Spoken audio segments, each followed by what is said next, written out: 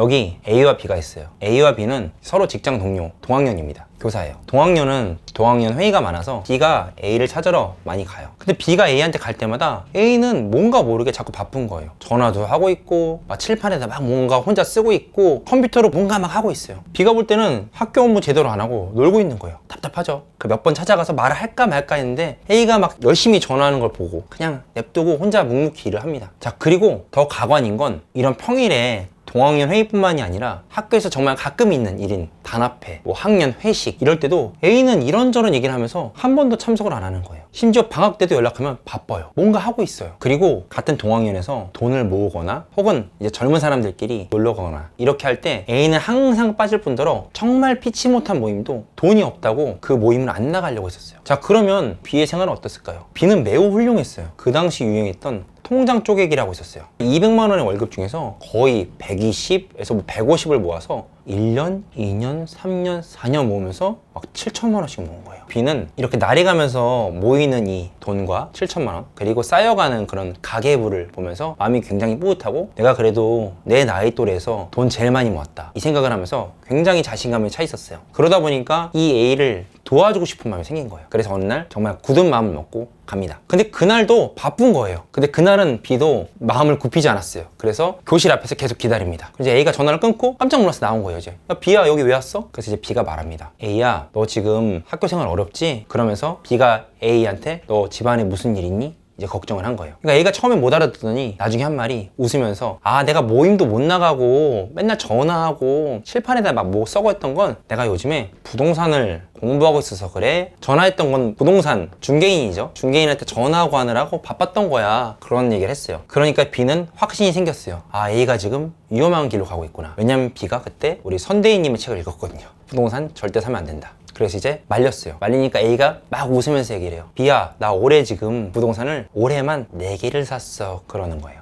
B가 이제 생각했을 때 미쳤죠. 드디어 미쳤구나. 4개? 그러면서 A가 오히려 말해주는 거예요. B야 나 요거 이번에 산 거 1개가 있는데 요거 너 사봐. 너 얼마 있어? 7천만 원. 이거 살 수 있어. 한번 사봐. 갭으로 사면 충분히 살 수 있어. 말해요. B는 절대 안 샀어요. 그리고 오히려 말해줬어요. A한테. 야 너 그럼 위험한 거 아니야? 그러니까 A가 마지막으로 한 말이 있습니다. 아 이거 위험한 건 아닌데 일단 나 부동산 하는 거 딴 데 가서 말하지 마. 이상한 거 아니고 나 지금 학교 생활도 열심히 하려고 노력 중이야. B야 나 4년 동안 정말 열심히 모았고 열심히 공부해서 투자하는 거야. 그냥 쉽게 하는 거 아니야 말했어요. 그러니까 B가 물어봤어요 A한테. 그럼 A야 너 지금 얼마인데? 아 나 지금 현금은 다 써가지고 이제 100만 원 정도밖에 없어. 그러니까 B는 생각했어요. 미쳤구나. 왜냐면 B는 7천만 원이 있었거든요. B는 그래서 이제 약간 우월한 감정이 들어서 말했어요. A야 내가 지금 통장 쪼개기를 하는데 이게 어떻게 하는 건지 말해줄게 하면서 자세히 설명했어요. 그러면서 굉장히 우월감에 빠져서 있었어요. B는 A보다 70배나 돈이 더 많았거든요. 그렇게 설명을 하고 B는 굉장히 뿌듯한 마음에 교실로 돌아갔습니다. 그리고 A와 B는 계속 친분을 유지해서 33살에 동시에 또 결혼을 했어요. 이게 사실 계속 이런 친분을 유지하기 쉽지 않은데 A랑 B가 정말 친했던 거예요. 결혼도 비슷하게 했고 자 그렇게 4년 동안 열심히 공부하고 다 투자해버린 A랑 4년 동안 정말 열심히 7천만 원을 모았던 B랑 4년 뒤에 신혼집의 결과는 A는 서초에 있는 24평 아파트로 갔고요. B는 강변에 있는 1.5룸 빌라로 전세로 가게 되었습니다. 이 이야기의 A는요 저의 친구고요. B는요 정승용 선생님입니다. 저예요. 이야기가 자세했던 이유는 저의 이제 실제 이야기이기 때문이에요. 이 7천만 원이 저는 4년 하고도 6개월 동안 모은 돈이에요. 한 달에 120만 원에서 150만 원을 실제로 모았습니다. 그때 통장 쪼개기 방법 중에 풍차 돌리기 혹시 아세요? 저랑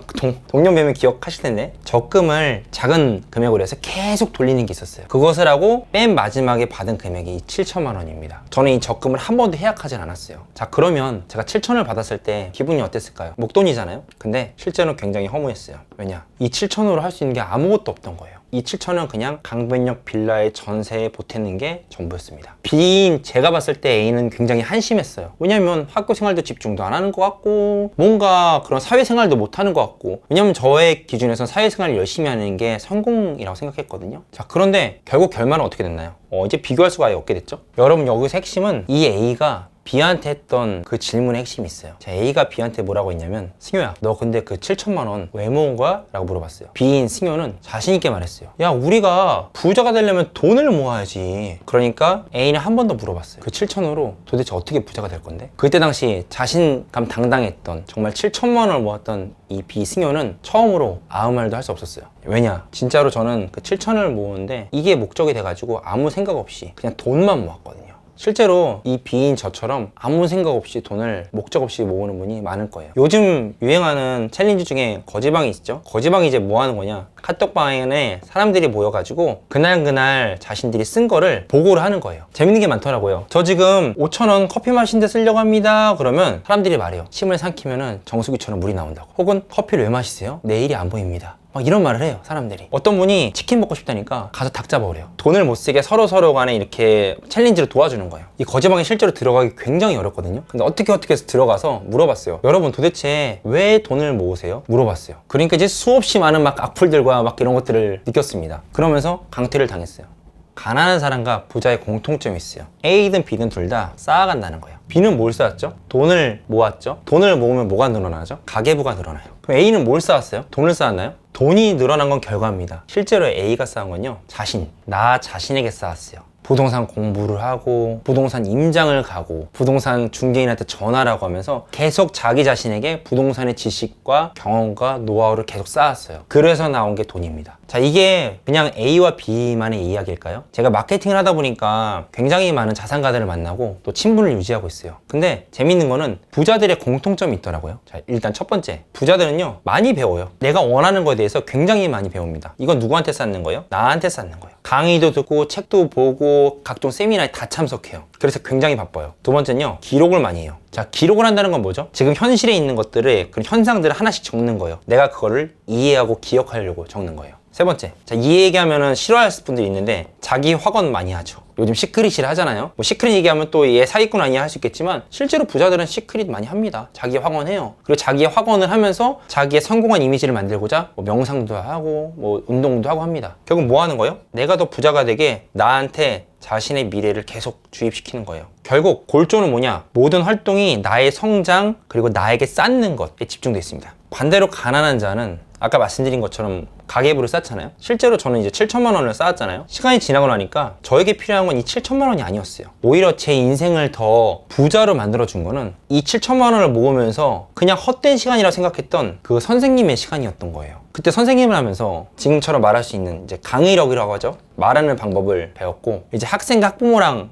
티키타카를 많이 하잖아요. 그러면서 CS 하는 방법, 그리고 인간의 심리, 왜 저 사람 지금 화내지? 이런 것을 자연스럽게 배웠어요. 부자가 되는데 쌓아가는 건 적은 돈을 절약하는 게 꼭 핵심이 아니라 핵심은 이거였던 거예요. 제가 만약에 여기서 나에게 집중했다면, 즉 책도 좀 사고 강의도 좀 듣고 이랬다면 제가 회사에서 쌓는 것과 내가 쌓는 게 합쳐져서 엄청난 시너지를 발휘했을 텐데 전 이걸 못했어요. 솔직히 말씀드리면 한 달에 120, 150 모아야 되니까 강의를 어떻게 듣습니까? 책은 또 어떻게 사요? 그래서 생으로 모았던 거예요. 인생을 살았을 때 누군가 후회되는 거 있냐 물어봤을 때 제가 후회되는 걸 꼽자면은 이 4년간의 시간인 거예요. 이때 제가 정말 이 절약 중요합니다. 하지만 이 돈을 모으는 거가 내 인생의 목표가 되는 게 아니라 정말 이 시간에 책 보고 강의 듣고 하면서 나를 성장시켰으면 저는 훨씬 더 성장했을 텐데, 이런 아쉬움이 솔직히 있어요. 수학에 보면요, 충분 조건과 필요 조건이 있어요. 이게 무슨 말이냐? 절약을 하는 건 성공하는데 충분 조건이에요. 절약하는 사람들이 성공할 수 있습니다. 근데 이 반대의 다리는 못 건너요. 아니에요. 성공하려면 절약해야 된다, 이건 아니에요. 성공하는 방법은 무수히 많거든요. 근데 그 무수히 많은 것 중에 절약은 성공으로 가는 방법이 될 수 없어요. 왜냐하면 절약이 목표가 되는 순간 나한테 온전한 투자를 할 수 없고, 내가 성장하지 못하는 순간 나는 한계까지 모을 수 있는 데까지 모으고 그 돈으로 아무것도 할 수 없기 때문이에요. 왜냐하면 저는 7천만 원을 모았지만 부동산도 몰랐고 주식도 모르고, 그 당시에 저는 블로그 마케팅도 모르고 유튜브도 모르고 할 수 있는 게 아무것도 없는 상태, 그렇게 돼버린 거예요. 나에게 쌓이지 않으면 절약은 큰 의미가 없어져 버리는 거예요. 여러분들은 분명 성공하고 싶을 거예요. 하지만 이렇게 목적이 잘못되면요, 성공으로 갈 수가 없어요. 여러분, 절약을 하지 말라는 게 아니에요. 근데 이 비인 저처럼 절약 자체가 목적이 돼버리면은 내가 쌓아가는 게 없고, 그랬을 때는 결국 성공하지 못한다, 이걸 말씀드리고 싶었어요. 절약을 하더라도 나 자신에게 쌓아라, 그러면서 절약하라는 말씀입니다. 여러분이 꼭 성공하셨으면 좋겠습니다.